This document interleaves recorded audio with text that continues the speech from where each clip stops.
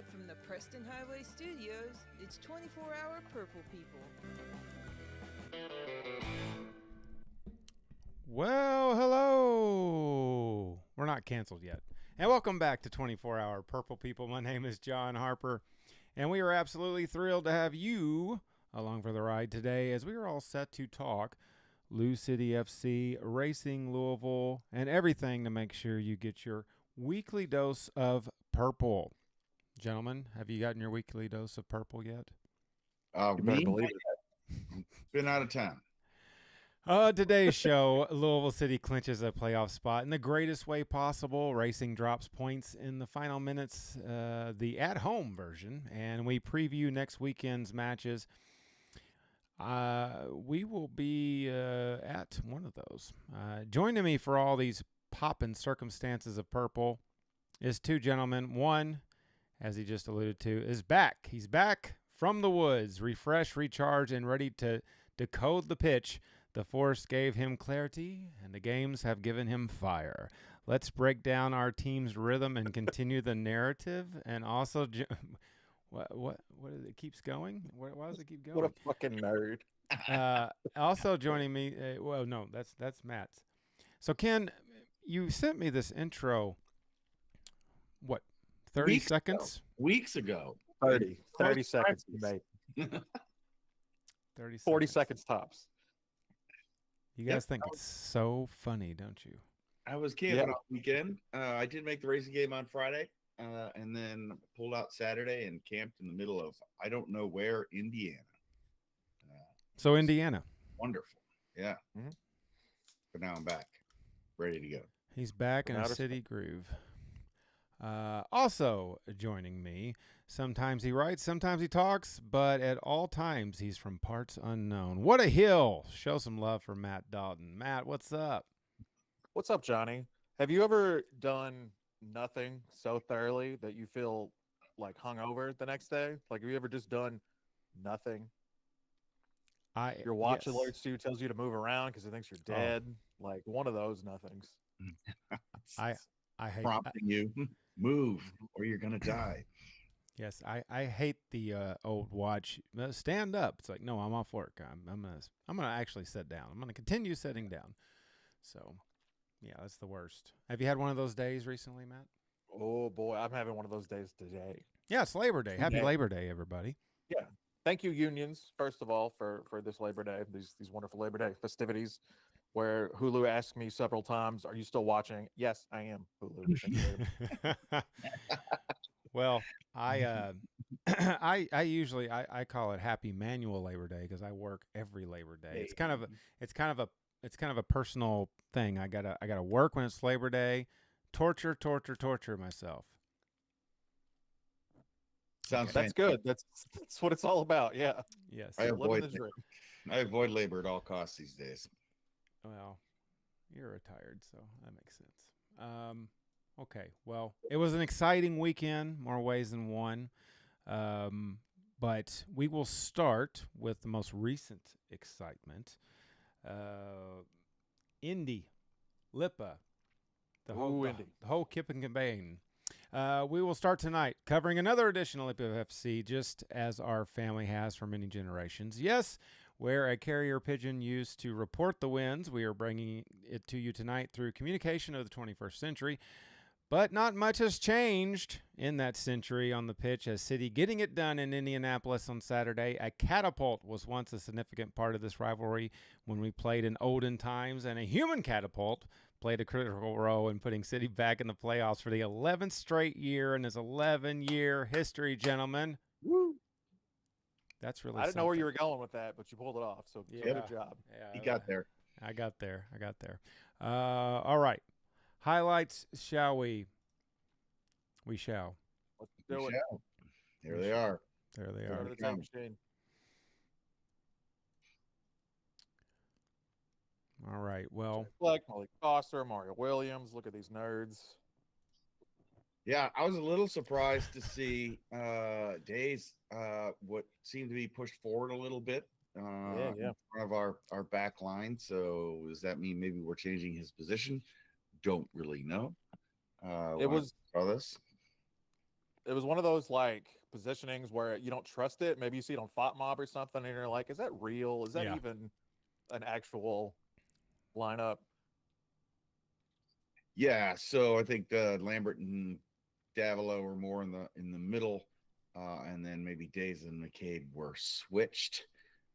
And Ordonez, I felt like he played in the center more than Jones did, but they do have this tendency to be kind of fluid and move in and out based on the play. So yeah, it was interesting. Yep, mixing it up a little bit late in the season, but a very important game, a game to clinch the playoffs. So an interesting lineup in that scenario. Only McCabe's second start of the year. Yep, number 2. A man that knows Again, Indy 11 very well. Yeah, a little more rotation than I would have thought, but overall a good lineup. I don't think that's a bad thing though, because Indy is they're not good. So I think we can afford to do some of that rotation. Yeah, I mean it works out here. All right. Did you watch which broadcast did you watch? Did you watch the DRB broadcast or the ESPN one? I was on ESPN Plus. So you got the whatever homers. Yeah, I got the Indy homers. Yeah, I watched it today, so I watched the ESPN Plus as well. I didn't think they were that bad. All right, this was all right. This was a little disheartening. I'm gonna say a very, I want to say, lucky nutmeg on Ordonez. Yeah, about 90 seconds in, that is definitely not where you want to be down a goal. But, I mean, Romario Williams, 65 career USL goals. I mean, he's dangerous one-on-one, and he just slipped by Ordonez. That was it. Didn't take a lot for him to put it in the back of the net. No. And then they were threatening throughout the first half. They had a number of chances. I don't think we had a good first half at all. They were countering us really well, so credit where that's due. It seemed when they got the ball, I mean, it was moving fast out there. Like I just could, even watching the game after the fact, I felt like Danny was getting really pissed off on the sidelines. I could just kind of feel it coming through the airwaves, even though it wasn't even live. I felt that he was probably very dissatisfied with some things that happened in the first half. Yeah, I was not having a good time. I'll tell you that. I don't know about Danny, but I was not having a good time. Yeah, and Malik Foster, man, was burning us the entire first half. And if Indy tightens up a little of what they do here, especially on these counters, I mean, look at this. They tighten it up a little bit. They're up 2-3 goals maybe. The amount of space he has right there. Oh, man, Malik Foster, we were very lucky. Yep. Very lucky that went just wide. Great hair, too. It's an interesting hair choice. I like it. It's bold. Yeah, I was working on Saturday, and Mom texted me and said, "You watching the games?" Oh, no, I'm at work. She's like, "We're not playing well." Until here. Until here. Pretty good, though, yeah. It was one hell of a shot by McFadden. We know he's done this before, so we know he's got it in him.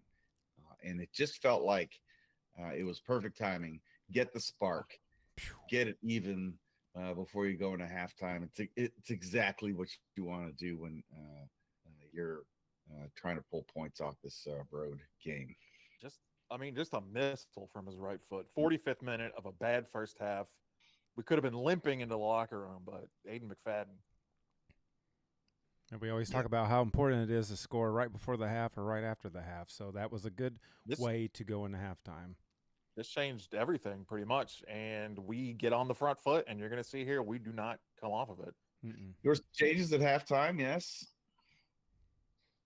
Yes. Dia came on. Who else came on? Well, I'm missing. Somebody else came on too. Ownby came on, but not at halftime, I believe. Right. Goodrum took. Oh no, there he is, right there. Yeah, Ownby came on at half. Goodrum took a knock and was unable to complete the game, so Ownby came on for him. That's a little concerning going down the stretch to see his ankle all bandaged up. Toshin Dia. or the halftime. Good Tosh and Dia, yes. Tosh with the finish right there, but the flag was up, unfortunately. But here we go. What a goal. A looper. And it's been a while since Tosh has scored a field goal, I believe. The number of goals we're getting off of that Jones throw-in and then headers or at least threatening chances towards the goal is got to be a very significant stat. I mean, we hacked football, right? Like, I think we figured out how to play soccer. I think we cracked the code. You're going to see every team do this from now on. Tosh tucking it in emphatically there, like he wanted that goal. And it was a great goal. Back off the naughty list. Fondez getting that hand up there, keeping it 3-1. Goes for spells with not getting very many minutes, had a significant injury a couple of years ago, but he's still a very high caliber goalkeeper. So I don't have any issues with him standing between sticks for us. Yeah, the goal against them, I don't see it as his fault necessarily. That wasn't like a bad reaction time. It just slipped in, and when we needed him to step up and actually, contend and goal, he did it, right? He did everything we asked of him. So what more can you want? You're not going to be able to stop a goal like that in the first 2 minutes. You could say it's a backline problem. I think they got a lucky bounce on that a little bit, or a lucky touch through Ordonez's legs. It happens. It happened. Yep. They were threatening, which is probably why we made some greater tactical changes at halftime. And then I thought the second half was better. I was looking before this game, kind of looking at our overall stats this year compared to past years. And I noticed that while our goals for are going to be right around the median or where they usually are, our goals against, we are holding teams to many less goals than we have in the past. This is historically a very good defensive team. We saw here, though, we got down early. We had to win it in attack, and that's what we went and did. So I'm going to say, though, we put a lot of effort into bringing in talent and size in our back line. It's gotten significantly bigger, but we also have players that now not only are they solid in the back, but they also, Jones being the perfect example of this, have a whole arsenal of weapons that we can use in the attack. From the throw-in to his passing, the amount of touches and recoveries that he made, he's probably our best pickup this year, I'm going to say right now. Yeah, absolutely. I would tend to agree. Josh Jones with 84 touches in this match. I think also Taylor Davila, 24 completed passes, most on the squad. That was a good game for a lot of players. Sean Tosh, like I said, he was pumped for that header. And the commentators, I think you said something about the commentators for Indy. Those two guys, I don't know their names, but they have been around for a long time. They're actually the same two commentators that were in that 2019 playoff game. But right before the Aiden McFadden go, it was kind of funny because I think one of them was mentioning how explosive we are and that we can score at any moment. And then all of a sudden, McFadden was just like, hey, watch this. I mean, like, it was just perfect the way they were talking about it, and we just like scored. And then Matt, I know I posted this on Discord, but just a quick sidebar. So there used to be a sign that said "Yeah, Tosh," okay, a banner, and it was a reference to a Bob and Tom "Yeah Toast," Haywood Banks song, and I made that banner, okay. I'm a big Bob and Tom fan. And nobody, except I think Kaylee, got it. Never had a single person ever say anything about that sign. We haven't used it in a couple of seasons, I don't think. And then the Indy commentator after that go was just randomly like, they've got a sign at Lynn Family Stadium that says, yeah, Tosh, and that's a Bob and Tom reference. And I'm like, what? Yep, it was the strangest thing. I was like, the what? Old man got your old man reference. I love it. Yes. Oh, morning radio. But yeah, I really enjoyed that little bit of commentary. Aiden McFadden also, a little news and notes. Post-match, Quote, I like soccer. There's a lot of different ways to score. So I have that in my notes, actually. do you? I'm gonna Oh, read that crap. if you did. Sorry. I didn't want to Yeah. steal No, your that's thunder on good. that one.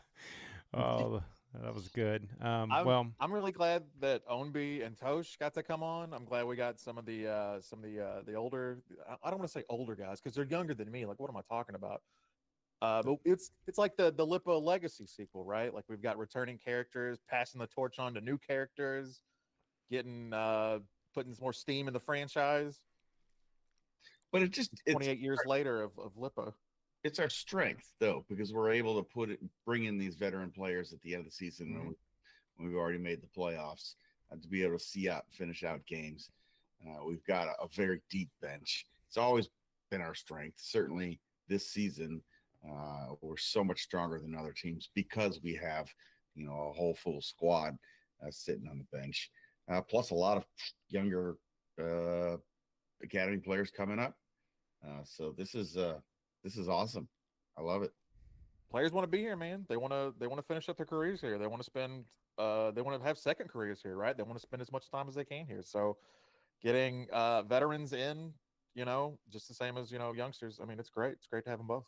So I went to the corner bar thing with Sean and Brian. They were the bartenders. And I want to give kudos to the club for telling these players they got to do this because it gives us an opportunity to kind of hang out with them.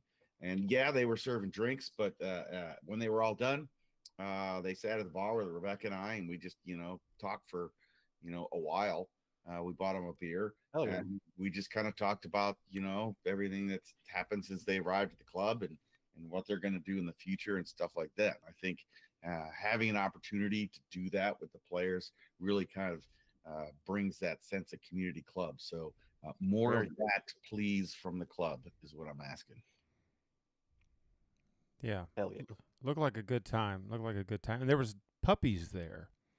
And you didn't mention the puppies. Humane Society had a couple of puppies there. They had a DJ there that was spinning groovy house tunes.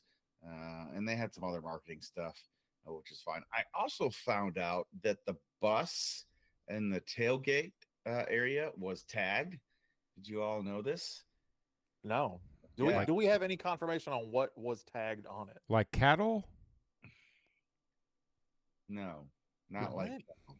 Tagged like cattle and tagged like spray paint, like graffiti, like but $2. It looks purple and lavender, so I haven't had a chance to go by there because I was out of town to take a look at what it was. I think somebody's got some pictures floating around on it, but I think somebody spent a lot of money wrapping that with Fall City branding. But when you look at the location of the bus and where it is and how it's the perfect spot for a graffiti artist to put up whatever it is they're gonna do. So no one should be surprised that it's been tagged. They spent all that money on a rat. They could have just spray painted it. That would have cost nothing. I could have hired the person that tagged it. Something for couple of cans of Krylon, never hurt. Yeah. Well, I mean, we're pretty close to the skateboarding park. There's a lot of graffiti down there. I mean, I kind of a lot of hoodlums. I got a lot of respect for some graffiti artists are pretty amazing, but I don't know what it says on there. I shouldn't probably comment on this situation, but that's a shame. I don't know what's going to exactly happen to that bus, but we won't be seeing that bus for a little while. We got a little while before we're back at home as Louisville City is out and about. Also, I would like to say it's pretty phenomenal, and I think we need to put credit where credit is due and also just take a humble moment. 11 seasons and 11 playoff appearances. We are the only club in USL history to have done that. And to do it on the road at Indy after coming out of that match, New Mexico, kind of had ooh, is this some sort of one-off situation? And maybe it was, maybe it wasn't. But of all the places to clinch, gentlemen, I can't really think of a better place to clinch a playoff berth than a stadium that just diehard fans of Indy 11 can't stand us. And I just love that part of it. Also, I'd like to I was say, going to say the moon would have been cool to clinch there. They had a stadium on the moon, but yeah, Michael Carroll Stadium's good enough too. We won a lot of really great games there. and we had a good turnout, as we usually do. A lot of supporters making the drive to Indy. It's not too bad of a drive. It sounded good on broadcast too. Yes, it did. Yeah, I kept hearing the Louisville City in the background, so that was pretty cool. Yeah, so I would like to give a little recap. So, like I said, Mom was asked if I'm working. I said, yeah, whatever. She said, we're not playing well. And I said, yeah, the stats don't seem like it. I've been, I was kind of following on the stats. So after the match, I texted her. I said, well, we turned it around. She said, a crazy turnaround, that's for sure. Even touche, which is Tosh. But you see, she does never, whatever autocorrect chooses, that's it. It's not going to be changed. That is Tosh. So, yeah, that's it. Yeah, so touche Tosh and touche Mom. You should get her a jersey with touche on the back, number 4. That is a great idea. Her birthday's coming up. Great idea. All right, don't tell her she watches. Yeah. Oh man, but it was just it was a good game from City, and I think it was important to come out of that New Mexico game and get a win and keep this momentum going. And Coach Cruz saying after the match, I guess he was asked, talking about clinching 11 straight seasons and clinching this year, and he said he never mentioned it, and that's because we know, and Coach Cruz knows, that this is only okay. We opened the door with the key, right, to the playoffs, and now we're one step closer to the ultimate goal. So I think that's the right attitude to have, and we hope you have the right attitude by hitting that like button today, and we would love to have you subscribe to this channel as well. Just thought I'd tell you that. Okay, check your guys. attitude at the door. Yeah. That out there. Yes. We also had another match, an NWSL match, gentlemen. Racing Louisville at home Friday evening, Lynn Family Stadium. It was a beautiful night. I think you guys can agree. We were all there, all three of us. That's right, I was there. Yes. I got my hole punch. Oh, you got the hole punch. I forgot about that. Friday night, we welcomed racing back with open arms, fresh off one of the biggest road wins in team history. The Lavender ladies had an opportunity to really move up the table Friday, but didn't do so. The good news being we still had a point out of it, and we have the same opportunity next Friday, which we will preview later. This match showed just how big, gentlemen, to me, Taylor Flint has become for this team. And also Courtney Peterson in the attack and defense. A bunch of other that was the head official's last name in this match. So we shall watch some highlights. Head official. Thank you for clarifying. Foreshadowing. Yeah, so Aaron Wright not making the squad. We saw her take kind of a little bump. That's not the right. There we go. Take a little bump last game. So they brought in the new player who was so new. She didn't even have a picture in the lineup. So 3 days she's been here. Amazing. Crazy. She can fill in so quickly. But Bev she played well. She was really active. Yeah. Which is what we want. Yeah. Really active. I think she took 5 corners, maybe all the corners. Right. So obviously she's got a good touch. So a little bit of a back and forth game, I thought. Certainly in the beginning. Yeah, you're going to see most of these highlights are on the trot, man. This is a really open, I thought, kind of back and forth. Some countering, trying to take advantage of some misalignments and really push the play.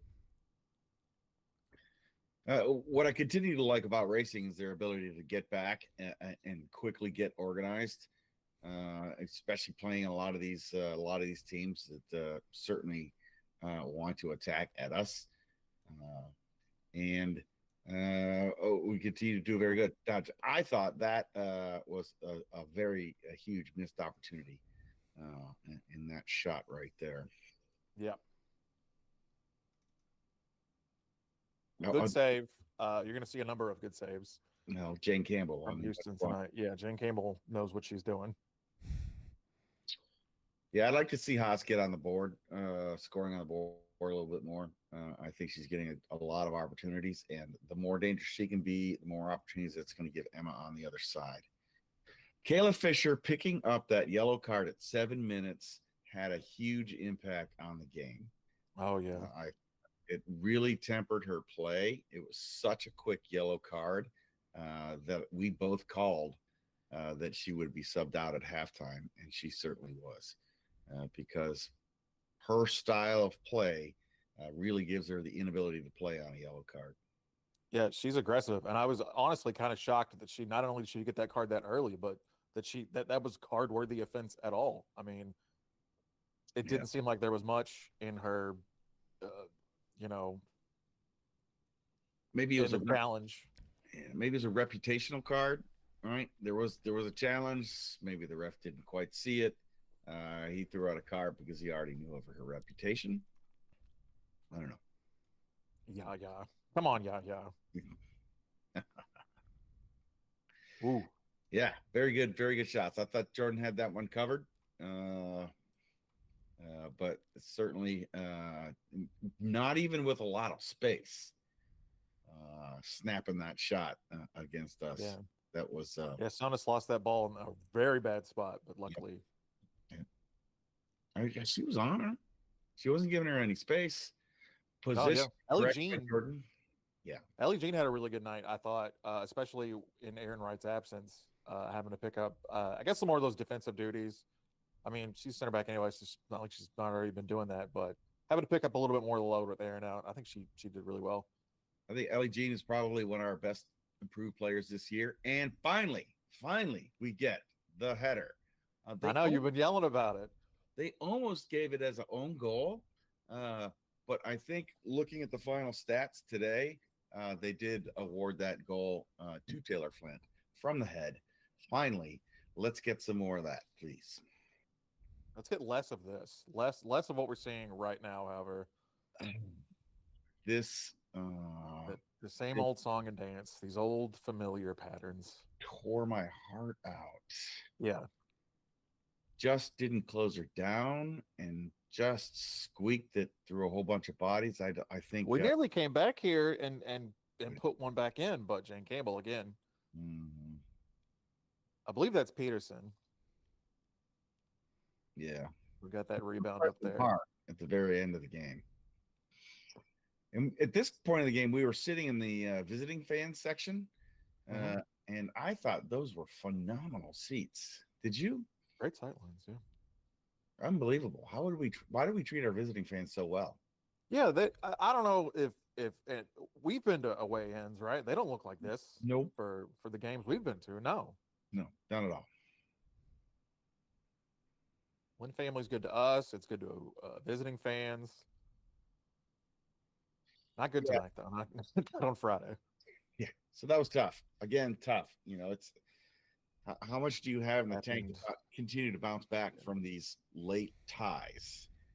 Did it destroy us at the standings? No, it didn't destroy us. I mean, it's still going to be a chaotic clusterfuck at the end of the season. But it would have been nicer to have those 3 points instead of that one. It just hurts because, I feel like after closing out the game last week, we had maybe turned a corner. Maybe we could, shut the door on all this talk of, giving it up late goals, but it happens again. And I mean, this was Houston's game. They've done this multiple times in the last few weeks, scoring after, the 85th, 88th minute. I think they've done it in 3 out of 4 games now, but still, I mean, sucks. It keeps happening to us. But I'm gonna look on the bright side here. At least we're not losing, right? Teams aren't beating us. Yeah, 3 years ago they were beating us.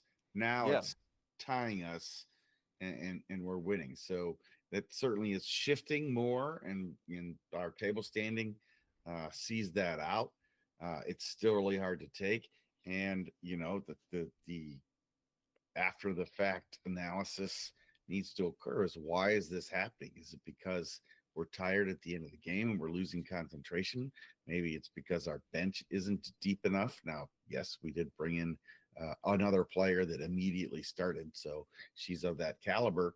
But I still am fearful that in this final stretch of these next 8 games we got left, are we going to have the bench to see this through? Because people are going to, Aaron Wright is going to take knocks, and so are the other players, and people are going to get hurt. What's going to happen then? I still think we're a little not deep enough. Yeah, we don't have a big rotation, man. We're not. A lot of people aren't seeing minutes. But like you said, Morris coming in, bright spot. About a third of her passes were passes into the final third, so she's like pushing it forward constantly. She had throw-ins. She had 5 corners. A lot of immediate trust was kind of placed in her skill set and the way she was sort of been able to enmesh herself in the team. And I think in the coming weeks, I would hope that would grow and we'd be able to see her really get in on it. To do those things on set pieces, I think that's a smart move because she doesn't have to figure out where to stand to receive the ball. She's just going to put the ball in a specific. She's got the kind of touches to be able to do that because Savannah DeVanello has taken a lot of our set pieces, and Peterson took a lot of our set pieces. So having another player that can do that. What I really like about Morris is her flexibility and the number of positions that she's played for other teams. They do need to get that picture going, but this is not the first time you've seen this. But if we do have players in key spots other than an attacking type player, she may be able to fill some of those roles in that due to her flexibility. Will it be perfect? No, it won't be. But if she's got, kind of the wherewithal as a player to be able to do that, versatility, I think that's going to be a key component down the stretch. Yeah, she seemed to have a lot of room to roam, especially on that left side. So, yeah, versatility. I did notice a lot of freedom of maneuver. Is that because she didn't know where to go based on what we were doing, or she was allowed to do that? Maybe I assumed the positive. That's just me, all right? That's just me. Positive guy. Yeah, she took quite a bit. 5 corners taken, you said. So, I think it's a good sign to put the trust in her. I mean, Coach Bev said when we signed her last week that she fit the racing mold perfectly, what they're trying to accomplish and their style of play. And I think she did just comfortably come into this match and, make a difference. We have some pictures here. There's Jess and me, and we're all matching. Look, we all wearing the same kit. Now, this is from the section you were talking about, the away section. Yeah, this was our view of our goal. What a great view that section is. You got the city skyline right there. If the camera person could keep the camera on the goal, maybe we were going to see it, but we may have been drinking. What am I supposed to do? There it is. Yeah. And watching the rebroadcast, it sounded like they were going to make that an own goal, but Taylor caused that goal. Yes, it hit the player's head and bounced into the roof of the net, but without Taylor doing what she was doing. I feel like if the player wasn't there, it would have gone in anyway. Yeah. There we are. I look good from, 50 yards away. I look pretty good. 50 times optical zoom. Yeah. Mm-hmm. Well, it's exciting to get new players. I mean, we talked about needing more depth, and we got some more depth. We'll see how, some of these more recent injuries, especially Aaron Wright, seeing how long she's going to be on the shelf. That'll obviously make a difference in who's getting the play time and stuff. Overall, it's tough. It's especially tough at home, giving up points at the end. But, Ken, like you said, we do have to look at it as our teams in the past would have not even really been as competitive in that match. And we do have the worst part of our season is over with as far as competition. I feel like we played all the hardest squad, the top teams in the NWSL. We just played one after another after another. Now, as we're coming down the stretch here, we've got another team that we're tied with points with coming up. at Lynn Family Stadium on Friday. That is the Portland Thorns. And this is a team that on the table we're tied with, and we've got an opportunity to once again jump up the table a little bit, solidify, and make sure we make these NWSL playoffs for the first time. Statistically, yeah, we did play the hardest teams, but there are going to be no easy games. No. Yeah, that's the point I was going to make. Yeah, we're not coming up on any easy stretch. No. We cannot count on points from anywhere. And anybody that's counting on their points for their team that does not know the NWSL, because anybody's going to be, even Chicago and Utah are going to be taking points off folks. Watch the key injuries. Orlando, Barbara Banda had a season-ending injury for Orlando, and that's a big deal for Orlando. Yeah, was in second and is now in fourth. And the form of Orlando is 3 draws and 2 losses in their last 5, so they're plummeting. But just looking at the number of draws and losses that the center 10 teams on the standings is just, it's pure chaos. So it's gonna be a really exciting end to this season. Yeah, we got 6-point games coming up the next 2 weeks. I mean, in a way that the playoffs start basically right now, right? I mean, we got Portland coming up. Very similar to Orlando. We have the exact same record as Portland, but they've lost 3 of 5 at this point. Everything we just talked about, all the dropped points, none of that matters if we win the next 2 weeks, right? 2 6-point games. We beat both Seattle and Portland. That'll put us at 32 points, which will be too clear of either of those teams, what they can get. So we can really separate ourselves from the pack. And this late in the season, that would be huge, right? Now's the time to do it. If you're going to do it, it's the time. But both Seattle and Portland, Seattle's away. They're both high-quality teams, loaded with international and national talent. So it's going to be a challenge. Yeah. Portland in particular, attacking wise, I mean, it's a case of like quantity over quality. They put up like a lot of shots. They create a lot of chances, but they're not finishing it they're not converting those chances at a very good clip. So we've got obviously an opportunity to take advantage of that. If we can keep them contained in the back. Yeah. And we got a week off. Hopefully Aaron Wright can get healthy and be ready for the game against Portland on the 5th. And then we have a decent amount of days off. So hopefully Lauren Millay is making some progress. But I think she broke a collarbone or something like that. So she's probably not going to be coming back until October. But here we go. September, 4 games in September are going to be really, really important. Collarbones are rough because every time, every move you make affects it. I mean, you really can't move your upper body at all without, a little pain. Yeah, it's not good. Easy to break. A lot of people break them. I think also too, we need some of our more bigger offensive names to really step up. I mean, Racing right now is the only team that's in that playoff 8 team field that has a negative go differential. We've got to start scoring more than 1 go a match. We've got to start, because I mean, if we can score 2, those situations, they happen, but it doesn't equal lost points. And I feel like we've got to see Savannah DeMello. Sears has been a little quiet lately in some way. I mean, she got the goal against San Diego, right? So, but didn't have that great of a game on Friday. No, but Savannah DeMello hasn't scored as many goals as we need her to score. Yeah, attack wise, she's had a down year. Yeah. We also, getting Haas to start getting on the score sheet, I think will open up other players.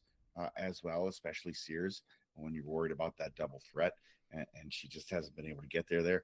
But then we talked about this before, is that our number 9 role, which is predominantly a high press role, a defensive role, as opposed to an attacking role, we're kind of missing that piece. and every time Kaylor picks up a yellow card at 7 minutes, we are limiting our ability to really start getting her on the score sheet. She's got the ability. She even showed it once or twice in the half of the game that she played, but it's a little problematic getting those cards. I don't see what she's doing out there to warrant like all this attention. I really don't. Like I see other players doing the kind of the same stuff she's doing. I mean, she's not doing anything egregious. I just feel like she gets a lot of attention from the referees. Well, we had some poor officiating in times of that game.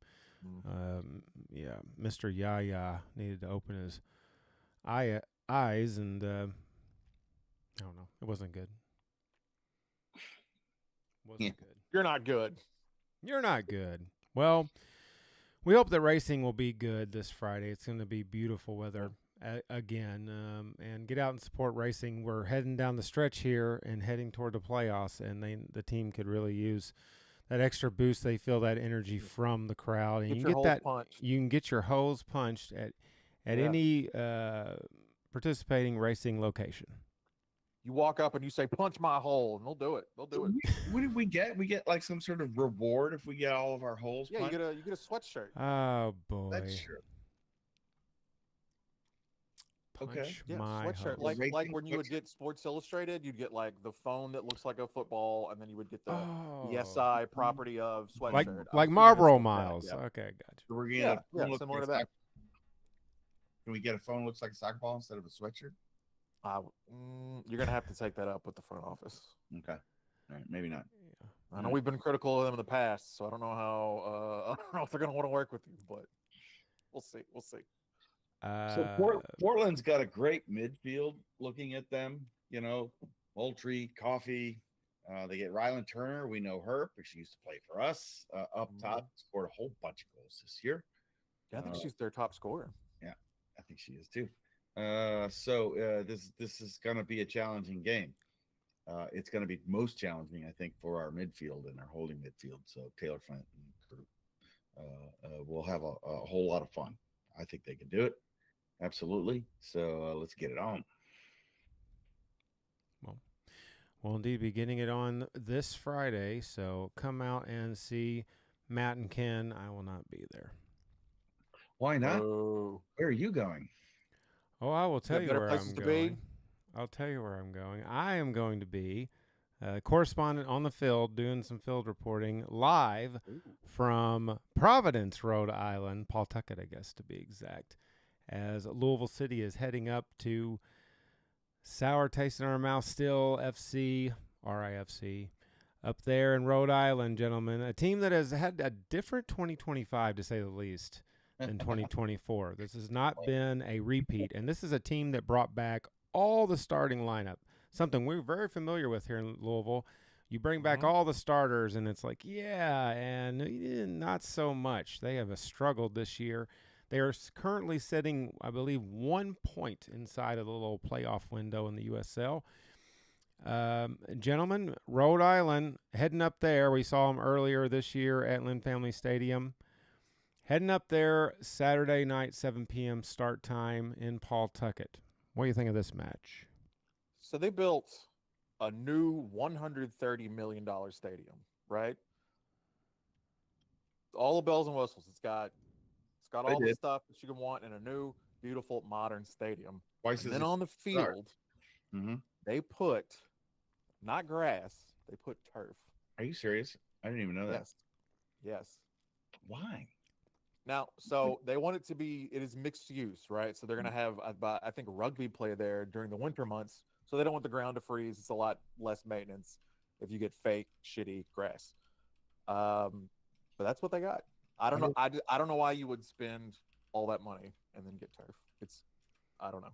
I'll find out. $30 million, and they got turf. They do have they're a different team at home, right? They've lost 7 of 11 on the road this year. But they have kind of a true home field advantage. They're unbeaten in their last 8 home games. They've actually the 4 shutouts their last 4 home opponents, right? And that includes Charleston, who is statistically actually a better attacking team than we are, the only team that's better than us offensively, and they blanked them.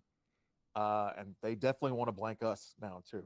They've gotten the number 2, and now they want to go with the top dog.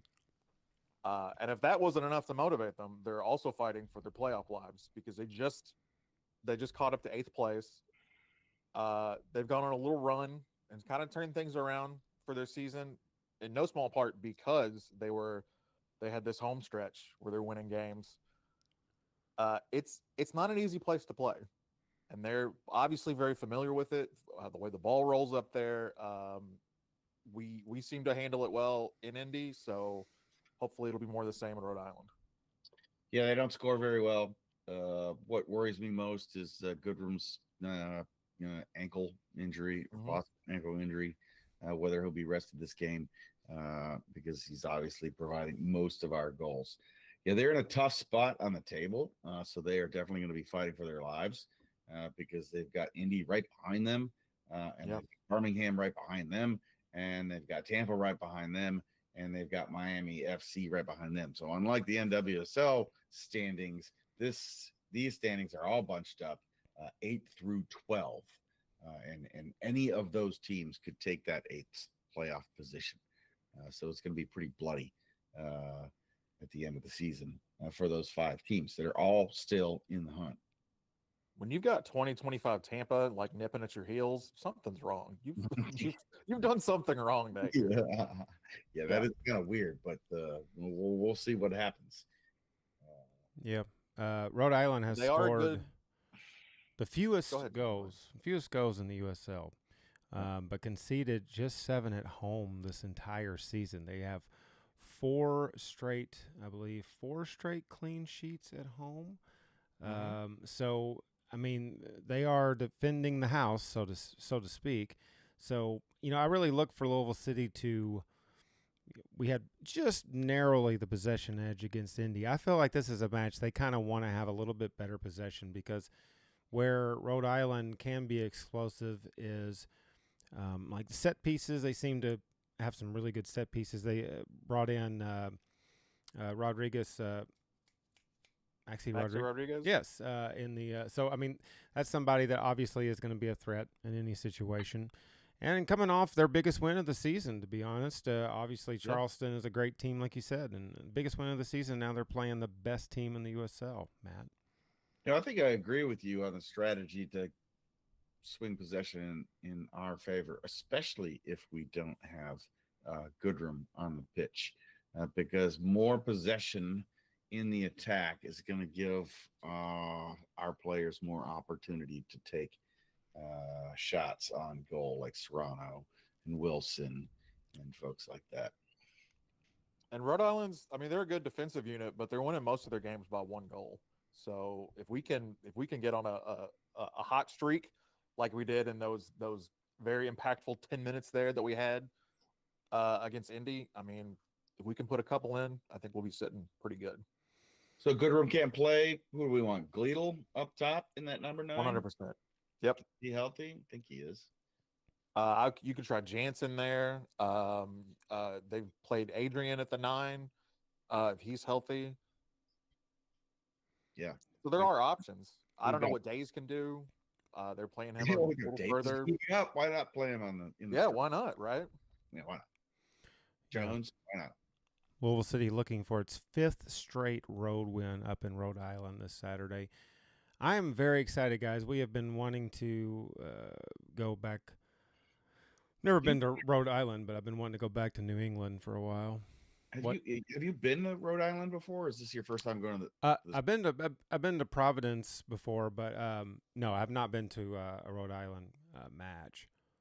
Okay, cool. We'll look for your thoughts. And I don't know if I told you guys, I've got some very interesting tickets. I should probably warn Coach Cruz. I'm actually going to be – they have these bench side seats or whatever, so it's like a big, long bar type – I don't know, like a big, long table. I'm actually going to be right there on the pitch. What I'm hoping is that we can just like walk wherever we want. Not on the – I'm not going to walk across the field. But midfield. I would like to watch – I love seeing I'm a stadium dork, so I definitely want to walk Are around. you on the bench? Like, is it a big long Guys, bench I just and want you're to on the announce end I of have our signed bench? a one-day deal with One-day Louisville deal. City.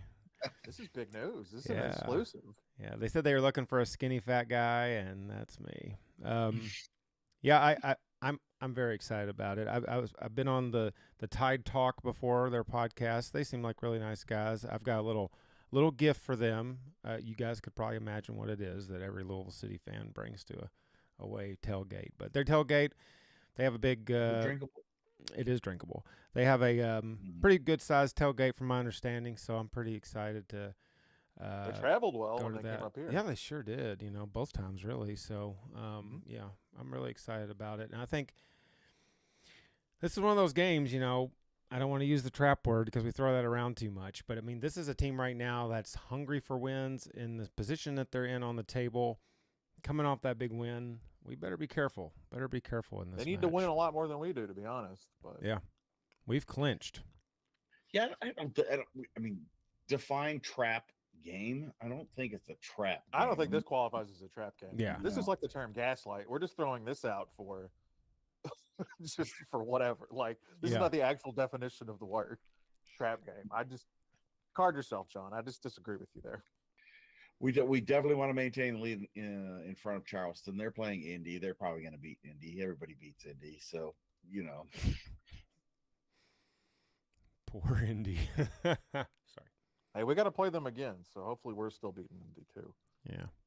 Now, John, that's a really nice jersey. I hate to interrupt. It's a good kit. This one? John. Oh, yeah, that one. Yeah, well.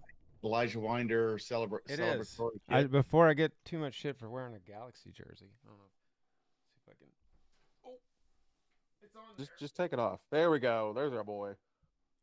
So when I'm in Seattle, when I go see the Racing Seattle game, the game before that at Lumen Field, that's it, is Lumen.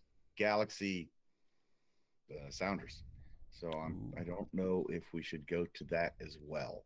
Yeah, I mean, Elijah's getting good minutes in LA, especially lately. Yeah, it would be interesting. But there's a lot to do in Seattle, so we haven't decided yet. Well, there's a lot to do on our Discord, which if you get on this QR code right here, you can join. It's picking up speed, man. I when I was out in the woods, I didn't have any service, and I came back and there's like messages all over the place, and all kinds of areas. I was like, "Wow, I can't keep up now. This is awesome." And if anybody out there, smart. If anybody out there, is like Discord, these whippersnappers in their Discord, it's really easy. Even I can use it. Yeah, if John can do it, if we can talk Ken and John into using it, you can absolutely use it, whoever you are. Oh, yes. Hold on, time out. I thought it was your idea. It was my idea. I've been on Discord for years. I think it was your idea. Discord, most of the time you're a Luddite, but you were on top of Discord. John was a little bit behind the curve, but he was. There's so many it's fun. Channels. I'm so confused. All right. Well, speaking of confused, something that always confuses my two panelists here is a pop quiz. You guys thought you were getting away. Forget it. Thought you were getting away from it. Yeah, you thought you were getting away from it. Let's go to the pop quiz. Let's see if I can do it. Here we go. What team did LouCity defeat in the playoffs after being down through 80 minutes and winning on penalty kicks? Now, I have some clues. Don't freak out. I know this is a little tougher. Okay. All right. So, I think I know. I know too. Danny Fondes, who was our keeper in the match on Saturday, which kind of led me to this trivia question, was the goalie for the PKs. Maybe he started the game. Maybe he didn't start the game. All right. I don't know now. Yeah. Carlos Mogel Jr. won it. So it wasn't too long ago. And those are the only clues I can give you, because if I give you too many more. My original answer's out the door now. Yeah, mine too. What were you originally going for, Matt? I was going to say Red Bulls, New York. Sugar-free Red Bulls. The famous one where Richard Ballard won it for us. Yeah, but that's not it, right? That is not it. Yeah. Who did we beat? After being down 8 minutes. So Fondes was in the match, Mogel Jr., so you're thinking post-pandemic, right? Tampa. I think Tampa. You're gonna go Tampa. I'm going Tampa. I'm gonna say Charleston, just cause. All right. Well, once again, gentlemen, I think this is what 0 for 4. You are terrible at this. Oh God! When did we go to Pens against Pittsburgh? I don't even remember this. Yeah, I was probably at this game too. You were. Semifinals 2022. You don't remember at all. That's awesome. I keep tabs of who was at the matches, and you were there, Matt. This led to the Eastern Conference Championship against Tampa, which we won on Elijah Winder goal at the death, 1-0 victory over Tampa, which led to our runner-up position, unfortunately, in the USL Championship at San Antonio. Yeah, San Antonio was crushing everybody that year. Yeah, they're really good team that year. I was scared of them. I was like, good God, what is this team doing? Yeah. I don't remember that at all. Great. Coincidentally, tremendous game. Tampa got a home win against Pittsburgh, actually 2-1 on Saturday. Speaking of those two teams, so good for them. They're still bad. They're still bad. They still suck, but good for them. Yeah, they're still bad. Hartford's they're not mathematically eliminated from the playoffs yet, I believe. I do not think that they're eliminated. Yeah, and I thought that Indy was eliminated on that win by Louisville City, but then I read that they weren't eliminated, so I'm not sure where that came from originally. They're not. Just in spirit. They got 23 points. They're 1 point behind. Yeah, they're only a point below the playoff line. Yeah, well, that's what I was thinking. So I was like, how did this happen? Well, that's what I was saying earlier. Miami has 20 points and Rhode Island has 24 points. And there's 5 teams vying for that one playoff spot because Pittsburgh's 4 points ahead of Rhode Island. So may or may not be in contention. But there are literally 5 teams vying for one playoff spot. That's going to be brutal. Was Pro Rel, it'd be even funner. But we have Yeah, well, I mean, it just shows you Rhode Island's got a lot to play for on Saturday, and I will be there covering it all from the field. Gentlemen, I hope you're ready for a lot of reporting going on by me. We're really going to wear like a fedora with the press badge and the line? Yes. I'm going to go with my full-blown Larry King look, suspenders and all. Yeah. Oh, nice. You're going to look like Kermit. Porter Kermit with your big trench coat on. Moving right along. All right. Well, gentlemen, it has been fun this evening. I thank everybody out there for joining the program tonight. Don't forget, we are on Spotify and a numerous amount of podcasting networks out there. So check us out on podcasting, wherever you get your podcast. And once again, we appreciate all the support. Ken, any closing thoughts this evening, sir? I'm looking forward to these next couple of weeks. This is the best time of year, September, to watch soccer in this part of the country. So looking forward to seeing everybody at the games. And let's go racing. Let's go city. Matt? This is not soccer related. Is September 1st the start of spooky season for you guys? Or is it October? Do we have to get further into the year? Because I'm trying to start spooky season early this year. Let's do it. All right. It's officially spooky season. You got a dragon. I got Danny DeVito on mine. So it's hard to believe. It's kind of hard to believe that it's September 1st. This season has flown by. This year has flown by for me. So the whole year.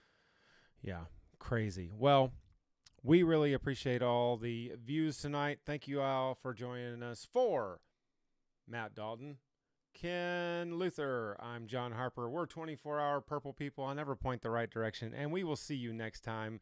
Goodbye, Purple fam. We out. Goodbye. I love you. He still loves